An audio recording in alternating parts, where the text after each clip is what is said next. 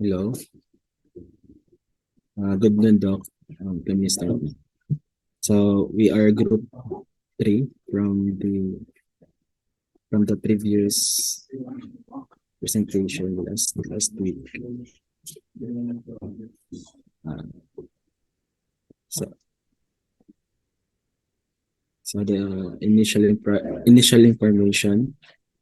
Patient RJ was examined on March 16, 2023 at 10 a.m. He was admitted on February 7, 2023. The grandmother was the primary historian and is 85% reliable.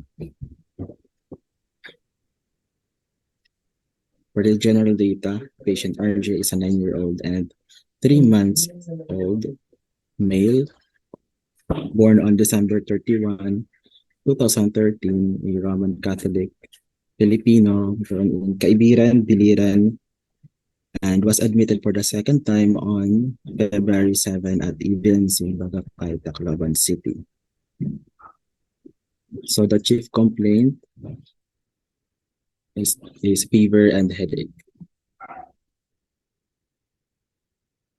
The history of present illness.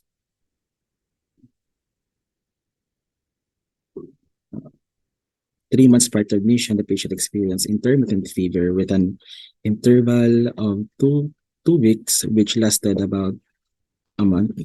The patient did not have cough, headache, vomiting, or diarrhea, and and has a good appetite. They seek consult on their local health center, RHU, Kaibiran, Biliran, and were given medication for fever, paracetamol, with an unrecalled dosage every 4 hours when fever arises, which provided relief. Blood tests were done, and the result showed low hemoglobin. Bruising started to appear randomly, especially on the extremities. They had they used boiled dulaw or herbal leaves on the bruises and noticed that the patient's bruises disappeared. 2 months prior to admission, the patient appeared pale and was still experiencing intermittent fever and with associated headache and easy fatigability and had poor appetite and vomiting with recently ingested food about half a cup only once. So there was no cough or diarrhea, and they sought consultation at their local health center, RH Biliran, and were referred to Naval Biliran for admission. While admitted for 6 days, blood tests were done and the results showed low hemoglobin and platelet count.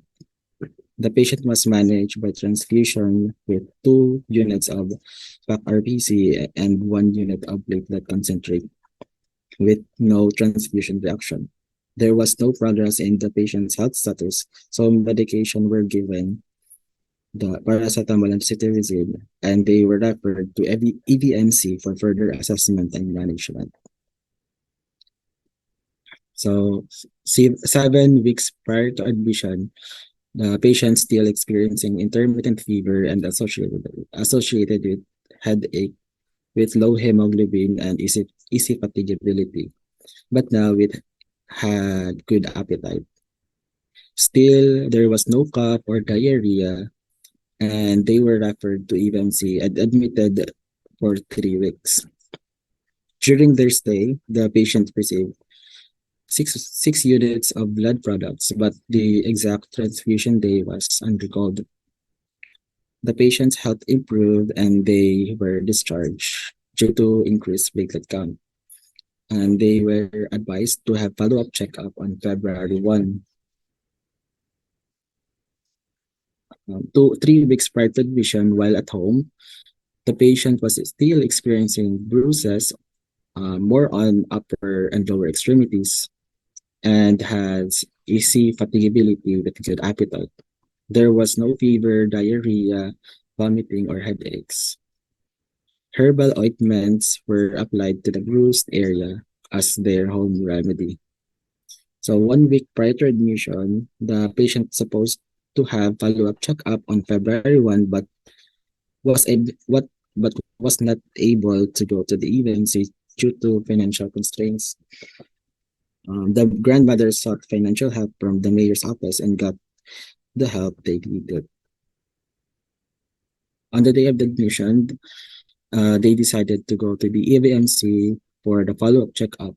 The blood tests were done, and the doctor advised during the consultation that the patient needed to be admitted due to persistent low hemoglobin and was advised to have a bone marrow examination to determine the patient condition. Hence, the patient was admitted. Can you go back to your history?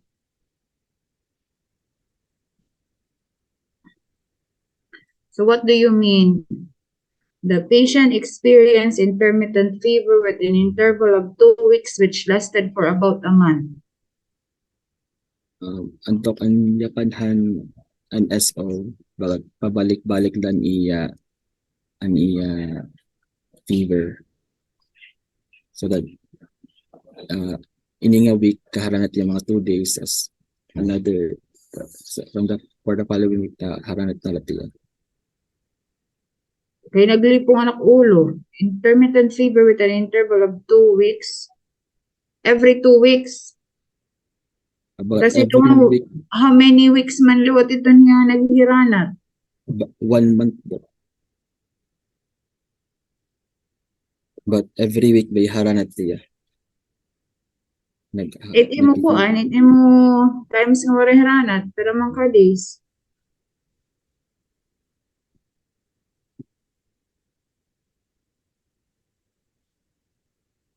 Every 2 weeks. What do you mean? Every 2 weeks mahiranat, pero every week mahiranat, anat imo kalusig ngun.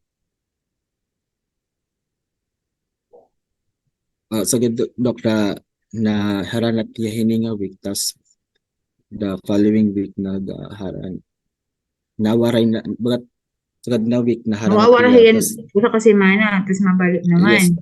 yes doc. Kung nag-recurrent headache, recurrent fever ka na la, ano yung maging butang?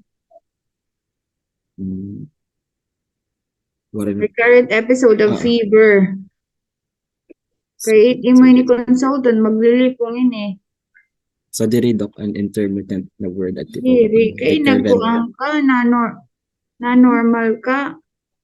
So recurrent episode of fever. Prolonged nga ninyo dapat. Di ba basta kuan? Yes, doc. Prolonged fever. Recurrent episode of fever. Tapos this patient had no kuan. Kaya naglilipong gyap kami ang pag-decidehan pag-wordings na pag-construct. Kasi maihay ni recurrent na iniya. Oh, but yes, Prolonged fever kasi iniya. Yes, doc.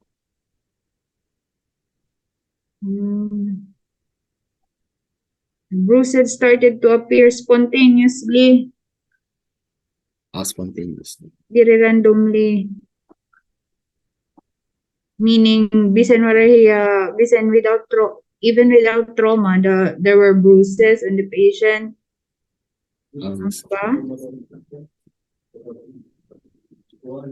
Waray joint pains sa nimo pasyente? Waray, doc. Waray joint pains. Say, can you go?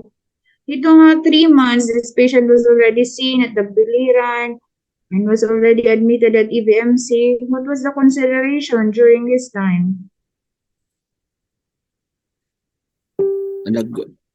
An era pagpa-consult doc tungod lahan fever. Yes, ma'am. So, and according to the doctor, kay this patient was already admitted, what was the diagnosis? Waray, but anya ka ng patient, dire ko nila sigurado. May daginhaya ka na era nga diagnosis. But chronic anemia. Ano? Ano ba? Hindi nakakalimutan kasi yung case na ihaw na.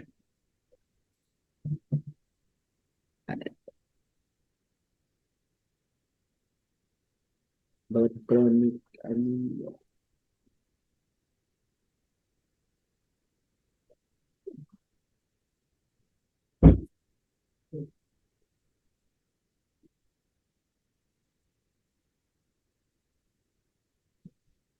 if you forgot it, anya kan dok habiliran ko habiliran ko na EVMC na dok kamo, kung na hinunagyakan, an anong mga anya diagnosis, kan di ba? kasi ha Kasi, based anya oh, kan han grandmother dok anemia ko no acute leukemia habiliran tapos mhm. EVMC anya kan kuno niya so chronic anemia So, may dana nila kung ano yung diagnosis. Pwede mo man itimbot ang nila. Admitted, diagnosed, o dili ka diagnose to consider pala an iya kuan.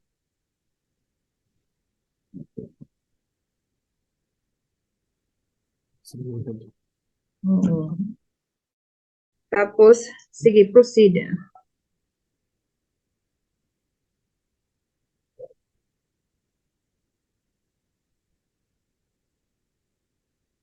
Can you and describe the premates headache? Where was it located?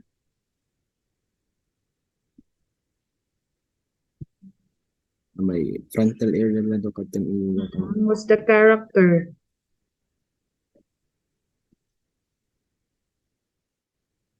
bawat tusok-tusok dok iya ka Throbbing, headache. grabe Di ba ba sa mga pain nga ni, you have to describe. Yun nga yung easy fatigability. Upon batin exertion, without exertion, how many meters? yung nakapagyan but basta So, di niya kan ba? kakapoy ko niya yung Di ba kakapoy ko basta niya kami naglalakad if you have to describe it in headache, basta history, you have to describe the duration, and occur, and kung location, and character of headache for easy fatigability. Upon exertion, without apan exertion, how many meters? Upon walking, would the patient experience easy fatigability? So you have to and isi fatigability dok and upon exertion easy fatigability upon exertion. So with poor appetite and vomiting. So this patient was admitted for 6 days. piliran po ulit na first na admit niya habiliran ang marin niya presentation Sige, proceed. So let's go to and your ROS. RS. So for the ROS, the general presentation, the usual weight is 26 and has a fatigability and fever. For the So skin was there has any weight loss? waray kasi nagyakan ang iya an iyaan. Ada waray kami naka Kay timbang. chronic kasi mo, di ba? Basta chronic diseases nga you have to ask for the weight loss. How will you able to assess the weight loss of your patient?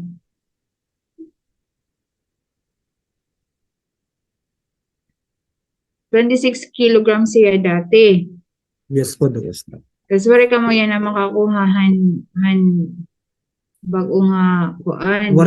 Waray, waray po kami waray kami To nakakuha ng ask iya the weight. patient what's Kay the current weight. waray kami nakakuha do kan weight kay na katurog kasi ang patient. Hinon iyo Patry na dito ano his history. and grandmother do. So how will you assess, di ba? Nagkuha na kitang piso. Kung ang pasyente sa kapiso, pero ka-percent ang nakuha hiton.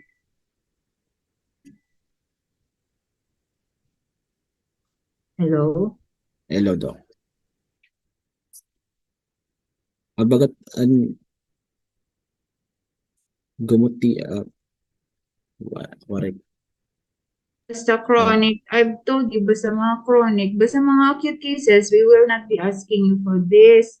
But your patient is already in chronic state. Napakianak kita if there is any weight loss, especially if you're considering with leukemia, di ba may dito percent, di da, kung ang mga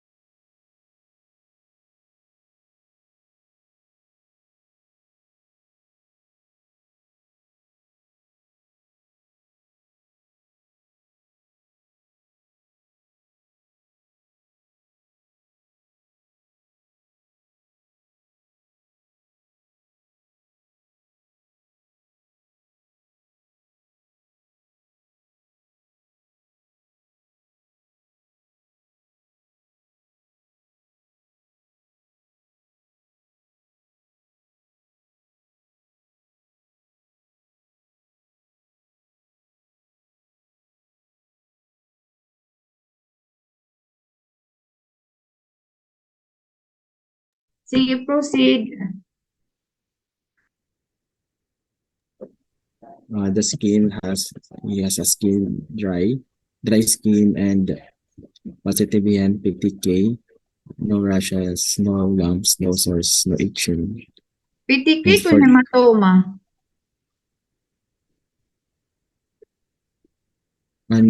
yung kadinamon dok ha extremities aniya ko ano ang mga bruises, yung hematoma. Wait, kay skin man ito mo mga, sige, Adiri ka. Gain kadtulan namon dok ha extremities kaya to kasi ha extremities. sige, Ay proceed. bubutang kaya di daw dok ha ano ha skin. Okay, di ba skin ito niya? Ang imo extremities, ano to? Cold pulses, cold clammy skin. Oo. Ay ako. Daddy, didi, may PTK ka, tas no rashes. Which is which? Ano pa kaya kay era dok kanad ko ang Ano PTK PTK? Dirito niya rashes? rashes dok. Oo. Ano man no rashes tida?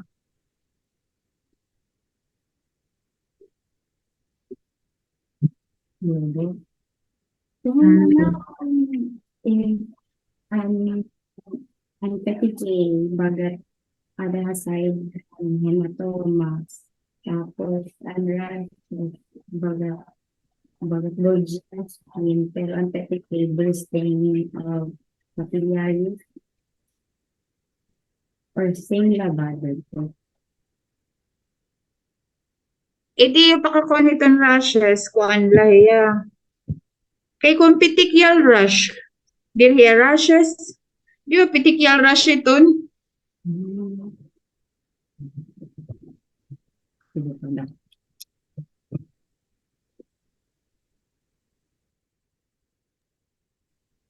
Continue na lang kita dok. Sige, And continue ka mo. and head yes headache and dizziness and eye there were no pertinent positive and also the ears. For the nose and sinuses, the patient had epistaxis and the mouth dry mouth and had bleeding gums. For the neck, there were no pertinent positive also for the respiratory and the cardiovascular. Also for the gastrointestinal, no pertinent positive. Also in peripheral vascular, urinary, and genital. Also for the musculoskeletal, no pertinent and psychiatric, neurologic. Gin kadingin namon dok ha hematologic and easy bruising. easy bruising and easy bleeding. Kay mida kasi yan nag-epistaxis siya tapos nag-bleeding gums Sige, okay. and there were no pertinent endocrine. Sa past medical history, there were no food and drug allergy, and the blood type is A or A positive, and no childhood illness, no history of accidents, and no history of surgical procedure. So for the prenatal birth and neonatal history, the prenatal history, the patient was born to a healthy mother at age 21 years old, G1P1. She did not smoke nor take drugs or had any alcoholic beverages during pregnancy. Um, During birth history, patient was delivered full term, 39 weeks, age of gestation, in cephalic position via normal vaginal delivery assisted by midwife with at the local health unit in Kaibigan, Biliran. Labor within 2 hours, and there were no complications observed such as unwanted discharges. For the needle history, patient has no discoloration with good and strong cry, no dyspnea, no convulsion, no hemorrhage. For the nutritional feeding history, patient was exclusively breastfed from up to 3 months, done every 2 hours during with a duration of 15 minutes on each breast, and was bottle fed after 3 months old because of enough milk, not enough milk production of the mother. Complementary feeding was introduced at 7 months of age and in the form of solid foods like porridge. For the 24-hour dietary call before onset of illness, the total caloric intake was 1,875. The recommended was 1,840. During the onset of illness, the total caloric intake of the patient was 1,706, and the recommended caloric value is 1,840. As for the growth and development of the patient, for the gross motor, patient was unable to jump, run, and sit. Fine motor was patient was able to help with household chores, eat using utensils, and is able to draw with detailed and complex shapes. As for the language, able to properly communicate with his family and friends. For the immunization, the patient fully immunized.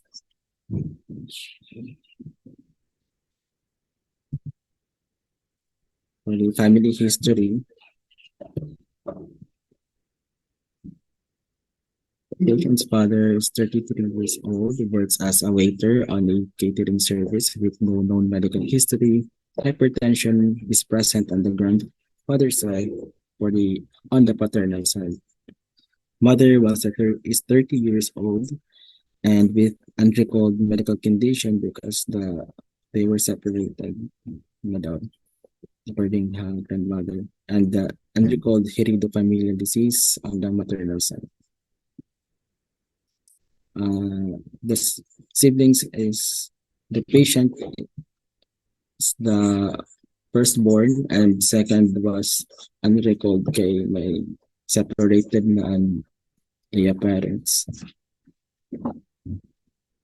For the personal and social history, the patient currently living in Barangay Palengke, Kaibiran, Biliran. He lives with his grandparents' house in a well-ventilated bungalow house with 6 other members of the family. They have cats and chicken. Mosquitoes, flies, and rats are seen in the surroundings. Their toilet is a manual flush type located inside the house. Billy Bilico as their electric provider and garbage is collected weekly by the city government dump trucks. Their source of drinking is mineral water. They have a tanke that is used for washing dishes, cooking, and taking a bath. They cook inside the house using a gas stove and store their leftover food in their refrigerator. The grandparents are the main provider of the family. Uh, the grand is the one who cooks and buy food. The patient typically goes to bed right after he watches TV at 8 p.m. and wakes up at 5 or 6 a.m. The risk factor is low social channel status and dengue and tuberculosis as prevalent in the community. For the physical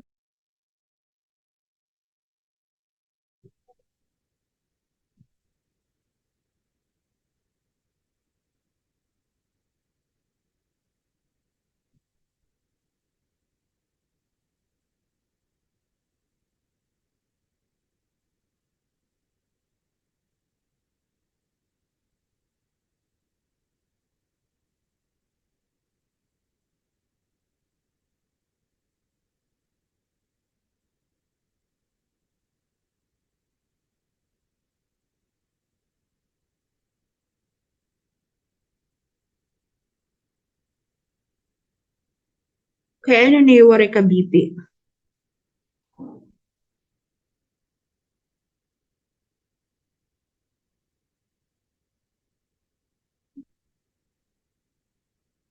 Wari ka mo makabaro, ha iba? Sige.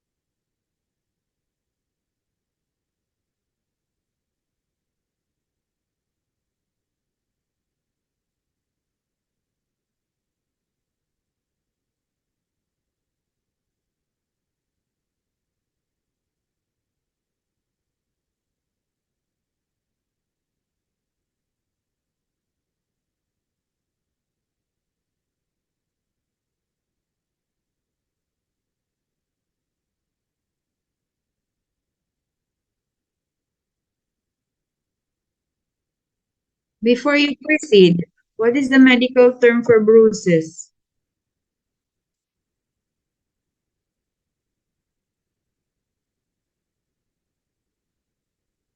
Huh? Can you go back to your skin?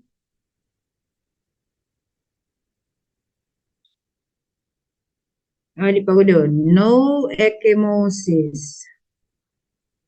Pero may bruises ka.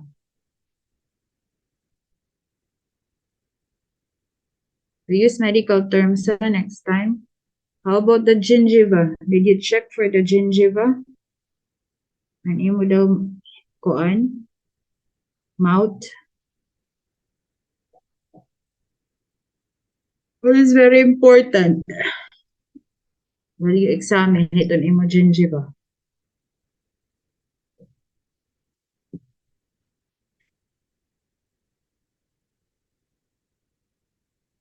Did you check kaniya gums?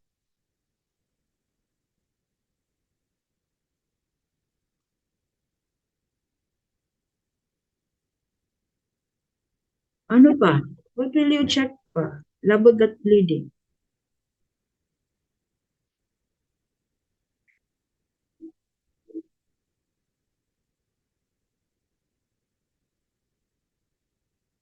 Ano pa? Ano pa? Especially if you're considering leukemia, AML.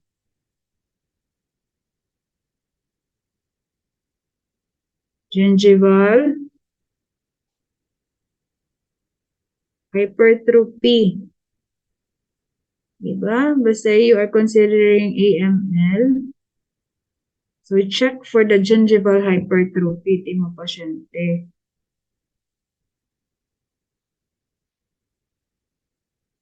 Sige, for the abdomen, liver was not palpable. And the spleen,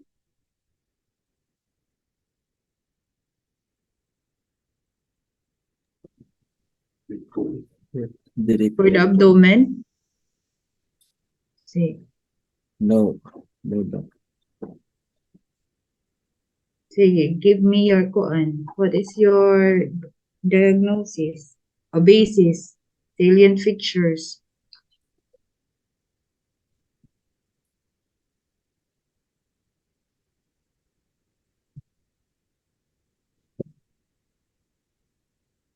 So for the ourselves figures, okay. Demographic profile, age 9 years old and 3 months, female. Recurrent fever, moderate to intermittent fever. Headache, vomiting, low hemoglobin, bruising. Dapat an imo fever dira, prolonged fever. Di ba kay may hanan imo fever? Yes, always Prolonged po siya daw. dapat. Diri lang Prolonged. intermittent fever. Opo daw. So risk factor. Why is dengue and tuberculosis a risk factor for your patient? Kuwan, Dok. Nagpakya na kasi kami, Dok, kung haera barangay ba kung may mga kaso ba ito? Nayakan an SO na may daw. How is it related to your case? Kay di ba Dok, basta dengue, nagkakamay dito mga PTK.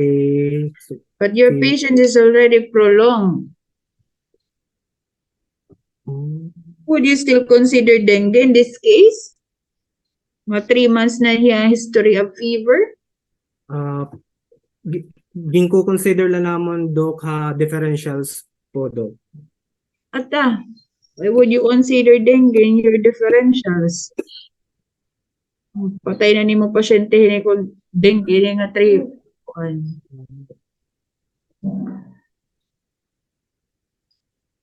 So, what is the source of living ani mo grandparents? Grandparent and yeah, father la po and my work.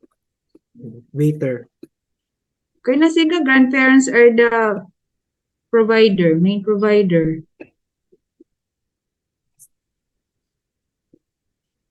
Wala nila farm, mayroon balay.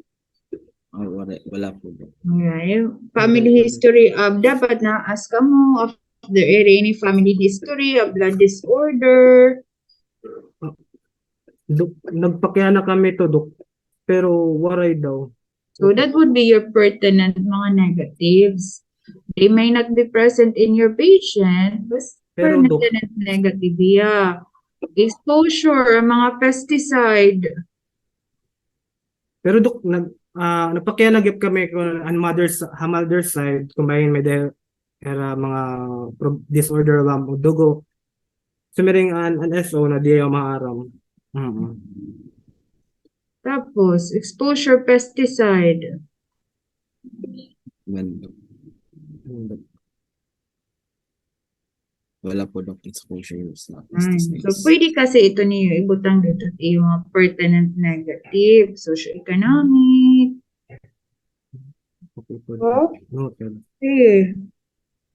What is your pressure? Depression. So, ano mo initial diagnosis po, Dok? Chronic anemia to consider malignancy po.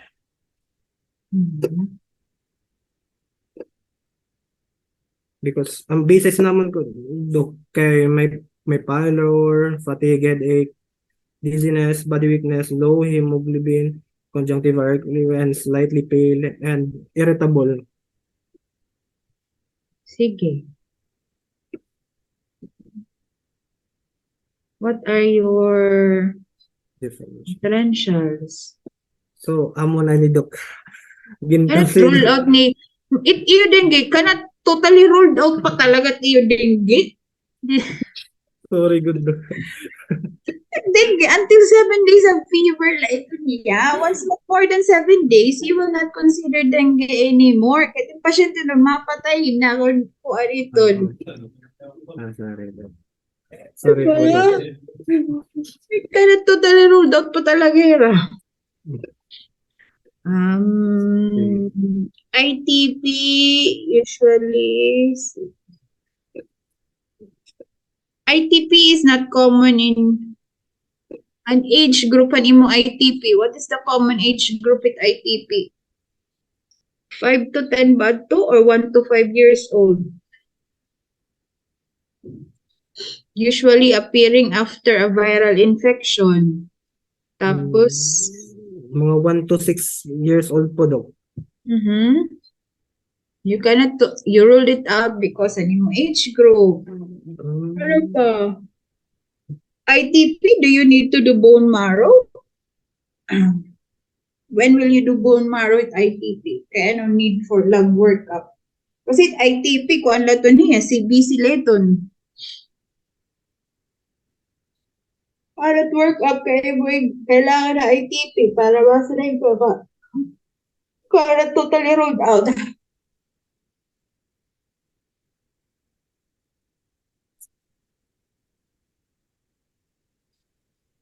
Kung unresolved po, Dok. Result what? Unresolved. Kung unresolved po, Dok, and ITP, like, Fever, di mo kuan, di mo ITP. Ruled out. May fever ba? ITP? Usually kasi ITP will appear after a viral infection. Tapos, kung ito niya, may mga hematoma. Next time you use medical terms, ha? Okay, medical student na ka mo. Do not use layman's term. Yes, Dok. Yes, Dok. Okay, Dok. Low platelet. Hemophilia. Kaya ka na totally ruled out naman na mo hemophilia. When will hemophilia appear?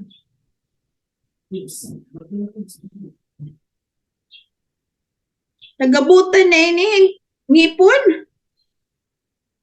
Kung, Dok. Manapir ang mga middle age ngayon, Dok. Ano? Middle age. Ano? Mga middle age. Middle age, hemophilia. Iba hemophilia, nakaka-diagnose ka especially kung hindi mo bata na start na pag-walk. Nagkakamay din mga bruises sa nila mga knees. Pagkuan pala, pagtanggalan mo ngipon. Nag-bleed hira.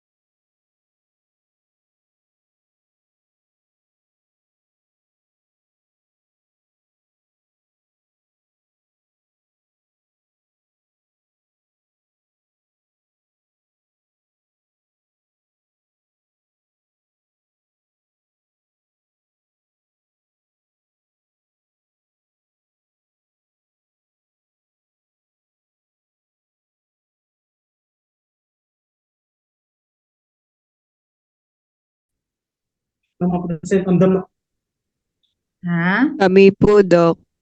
Sige, start na lang kita. Group mo ma-present. Sorry po, Dok, nawala po ng internet.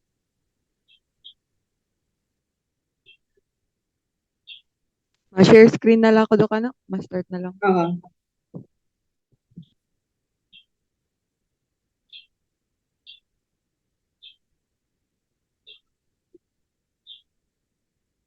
Pero 2 p.m. na.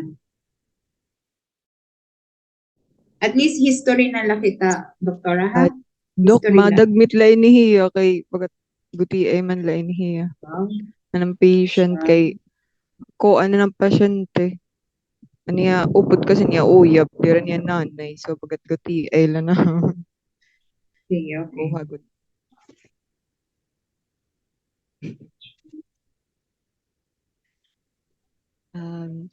Good afternoon, Doc. I am here to report our case last April. Na. Igano ko lang. Hindi na nagpo-present. Yan.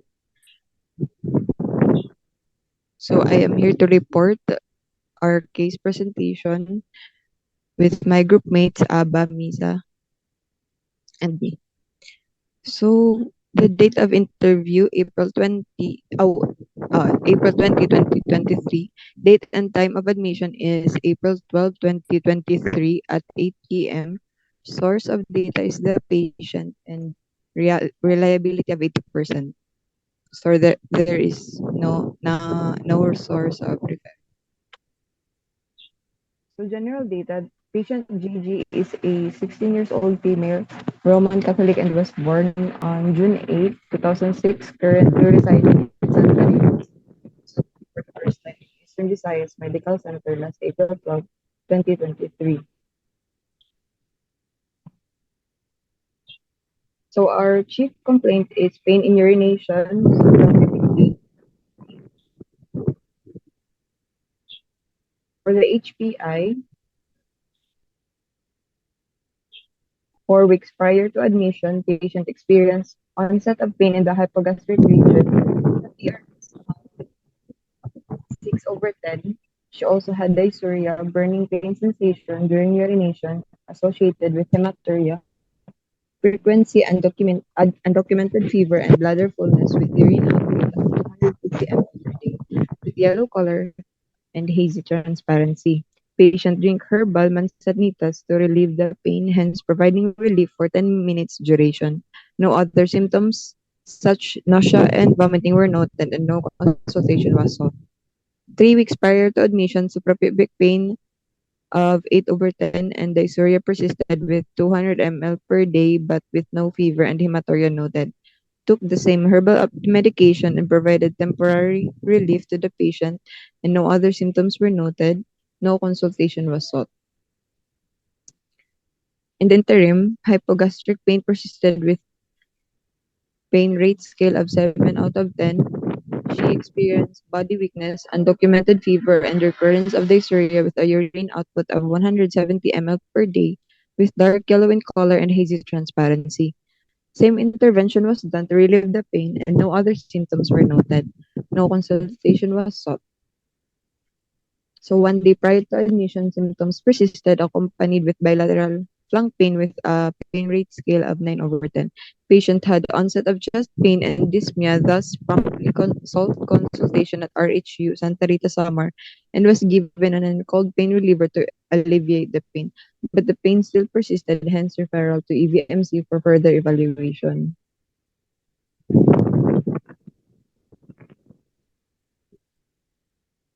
For the ROS, presence of weight loss from 40 kilos to 38 kilos, body weakness, no fever and chills. For the skin and head, eyes, ears, nose and throat, no pertinent positives, positives.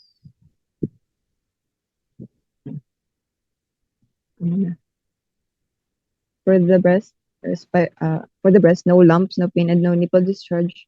For respiratory, no cough, no hemoptysis. The patient experienced dyspnea, no wheezing, no pleurisy, no asthma, no bronchitis, no emphysema, no pneumonia, and no tuberculosis. For the cardiovascular, no high blood pressure, no rheumatic fever, no heart murmurs. The patient experienced chest pain and with no palpitations. For the gastrointestinal, there is suprapubic pain and nausea, no trouble swallowing, no heartburn, no change in bowel habits, no pain with defecation, no rectal bleeding or black or tarry stools, no hemorrhoids, no diarrhea, no abdominal pain, and no food intolerance.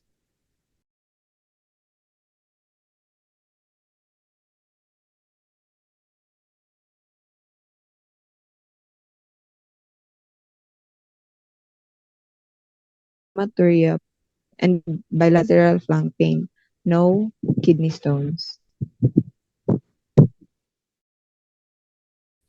For the genitals, there is dysmenorrhea during first demonstration, no vaginal discharge, no itching, no sores, no history of STI, and their treatments, and no sexual habits.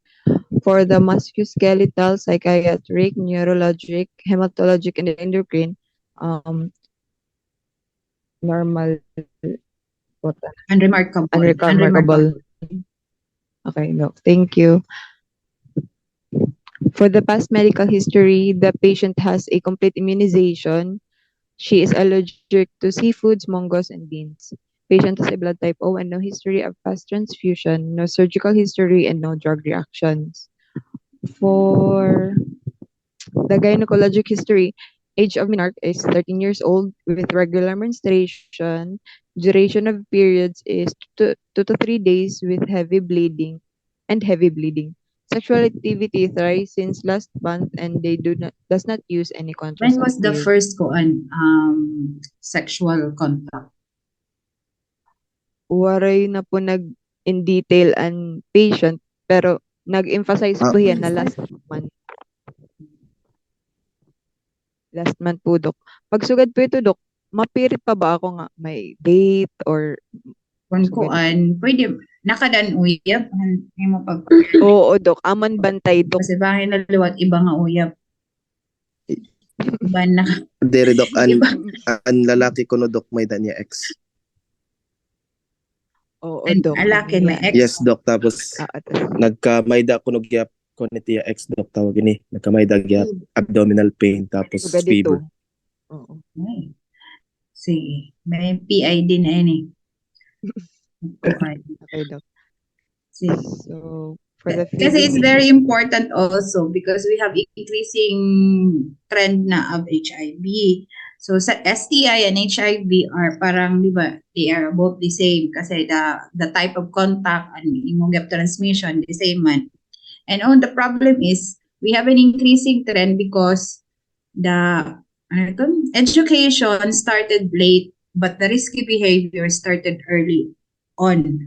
So, di na nila ma-start yung contraceptive at the time na may dana STI or may dana HIV, which is late gihapon. So, as a medical practitioner, kung labi ako magpe-pedia ka mo, so it's very important also to educate this.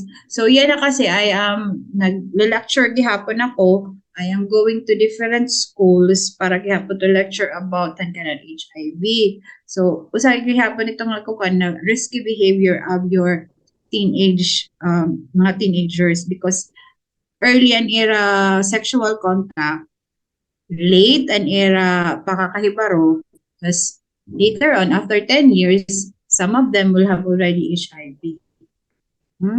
So, if we are going to, especially if we are considering mga STI ba, so we have to ask, dig deeper, sexual contact, when was the first na kung ano pag sexual contact niya, and also for the partner, kung nadirihira nga masasabtan, pwede man tag-usa-usala. Parang after a meal, may ka ba nakakuan? So, labot lahin nga imo uyab. So gihapon. Yes, Dok. It's a good thing that you've asked if the partner of previous partner and boyfriend had also history of one because we might not know what was the age han iya boyfriend. Kan Dok mas higher haiyahin 2 years or 1 year. Mga 17, Dok. 18, Mga 19. also kat 17, 18, Dok. So, probably, nag-start niya at early pa niya sexual activity ang lalaki. Tapos, we might not know, pero na niya mga partners na kaupod. Yes, Dok. So, ayun nga bata, so prone gihapon niya. Sige, pertinent na lang ang history ni mo, doktora. Dok, may ada pangin ako papakiana. Pag suga dito, Dok, 16 na hiya. Papagana pa ba naman ito with anya vaccine kung nagpa-cervical vaccine na ba Oo, iya? importante kung nagpa-cervical vaccine. Di ba, usually nakatak yun ng cervical vaccine at 10 years old or 9 years old in HPV. So, you might ask, kasi liwat and problem, it's not easily available mga RHU. May dala ibang mga RHU that have kanan HPV. But for those na waray, mahal kasi HPV na about 5,000 ba sa ganito? Oo, mahal kasi HPV kung magpa-vaccine ka as private. Didilwat Dok RHU, gina-accommodate lat nga 50 nga babae 50 la. above. Pero ideally kasi, ito yung mga HPV, 50 above. Pero dapat kasi, before you give HPV, ito mga 50 years old above, nagpa-pap smear. Kasi kung may na cervical CA, wala gamit na yung HPV. So, ideally, dapat paghatagan natin HPV at 9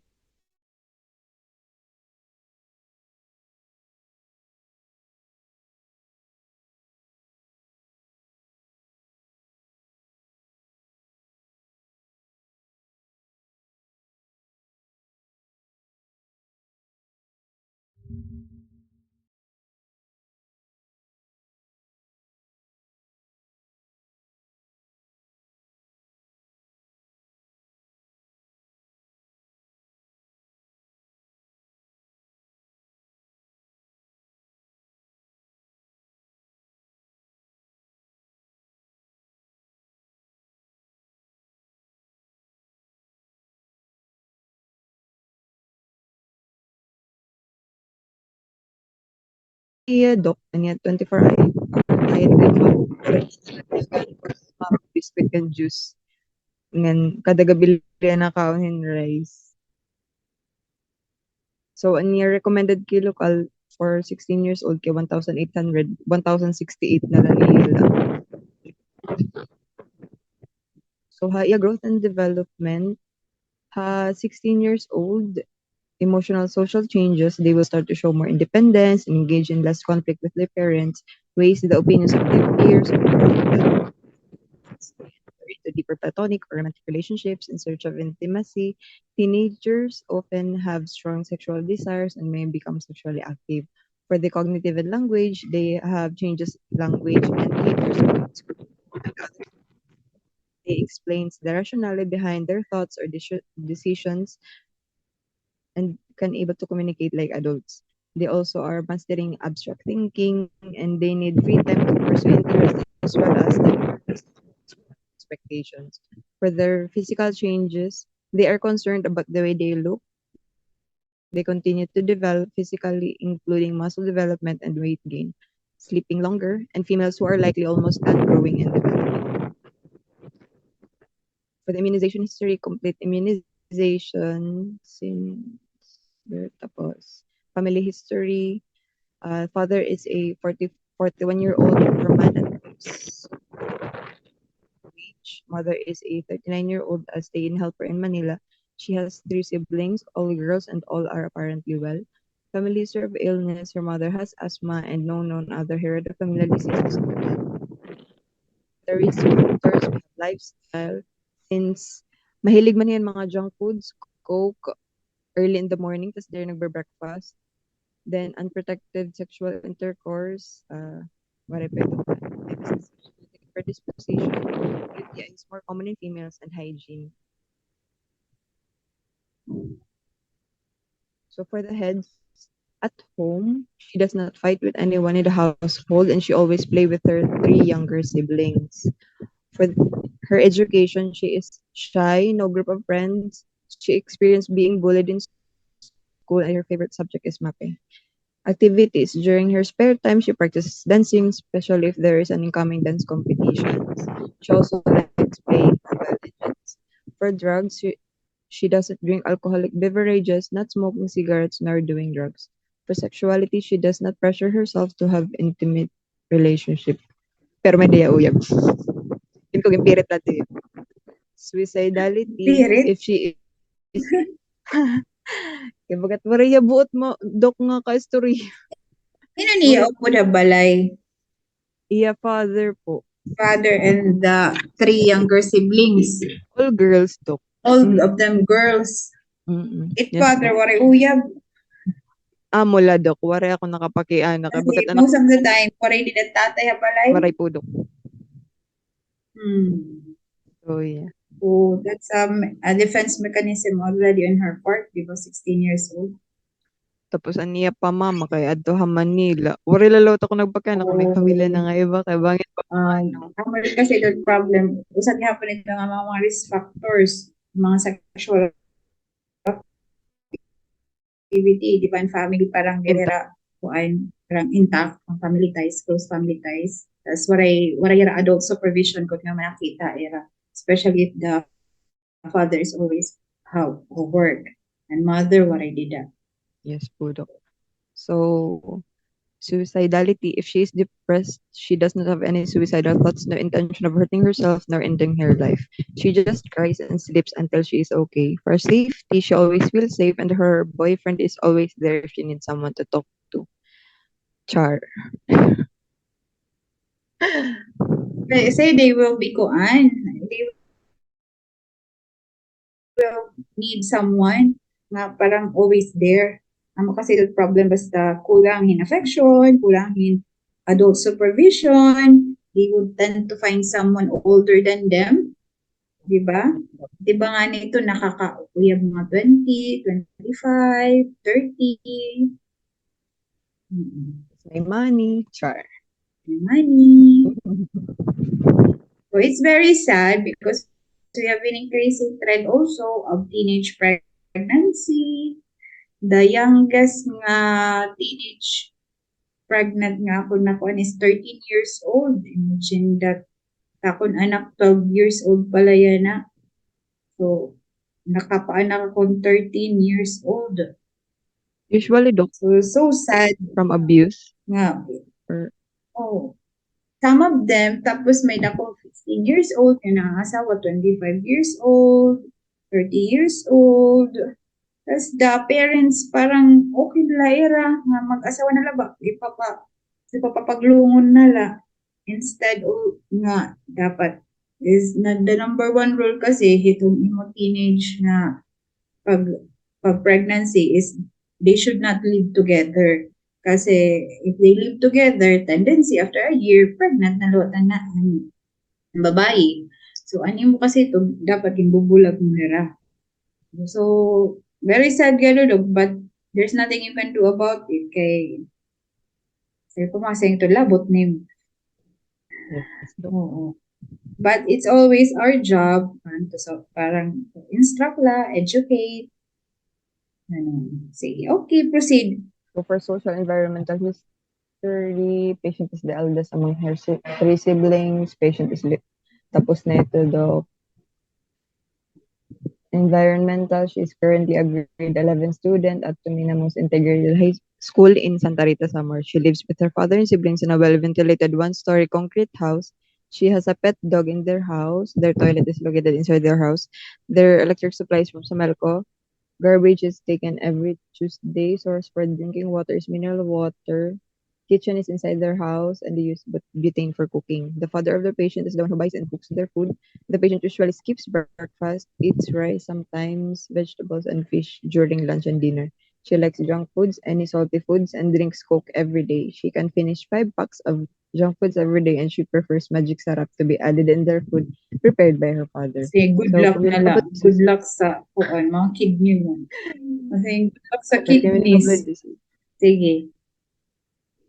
The communicable disease in their community is unknown. For the vital signs, blood pressure is 110/70. I Temperature think is we have to stop here, Alvin. Ma-start na ka mo. Next class. correct pa, Doc. Sige. Saling na lang ha. Kung makuha na ka mo. Start. Ano man to?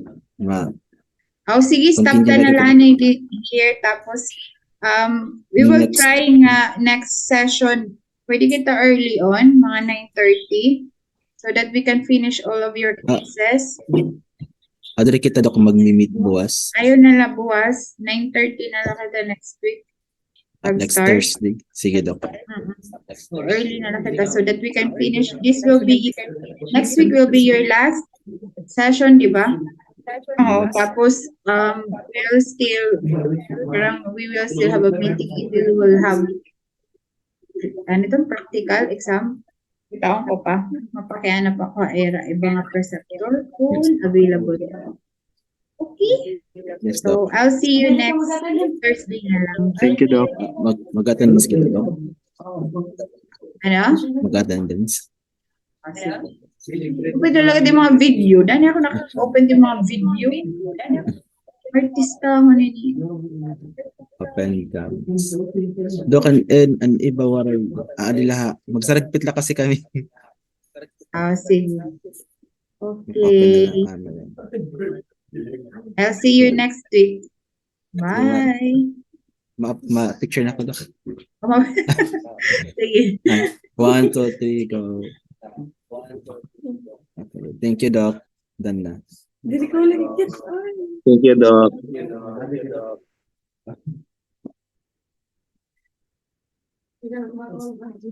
Maalala ko